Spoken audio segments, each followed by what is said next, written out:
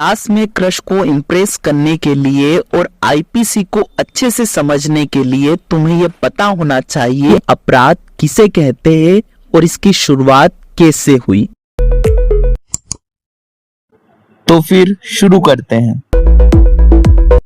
हम ये मानकर चलते हैं कि इस दुनिया की शुरुआत आदि मानव से होती है। धीरे धीरे वे एक जगह पर रहना और खेती करना सीख जाते हैं और इसी के साथ उनकी लाइफ में पहली बार संपत्ति आती है। जिस तरह से रिलेशनशिप में गर्लफ्रेंड हमेशा बेस्ट फ्रेंड को लेकर आती है, ठीक वैसे ही संपत्ति विवादों को लेकर आती है और विवादों के कारण ही अपराध होते हैं। अब तुम्हें यह समझना होगा कि अपराध होता क्या है। अपराध को अंग्रेजी भाषा में क्राइम कहते हैं। क्राइम शब्द की उत्पत्ति लैटिन भाषा के शब्द क्राइमन से हुई है, जिसका शाब्दिक अर्थ होता है अलगाव। सरल शब्दों में किसी कार्य को करने से या किसी कार्य को ना करने से विधि के अधिकारों का उल्लंघन होता है, अपराध कहलाता है।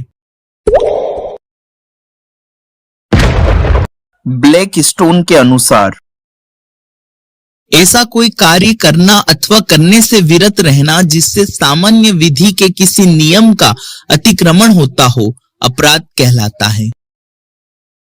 केनी के अनुसार अपराध उन अवैध कार्यों को कहते हैं जिनके बदले में दंड दिया जाता है और वे क्षमा योग्य नहीं होते, और यदि क्षमा योग्य होते भी है तो राज्य के अतिरिक्त अन्य किसी को क्षमा प्रदान करने की अधिकारिता नहीं होती है। भारतीय दंड संहिता की धारा 40 के अनुसार इस धारा के अनुच्छेद 2 और 3 में वर्णित अध्यायों और धाराओं के सिवाय अपराध शब्द इस संहिता द्वारा दंडित की गई बात का घोतक है।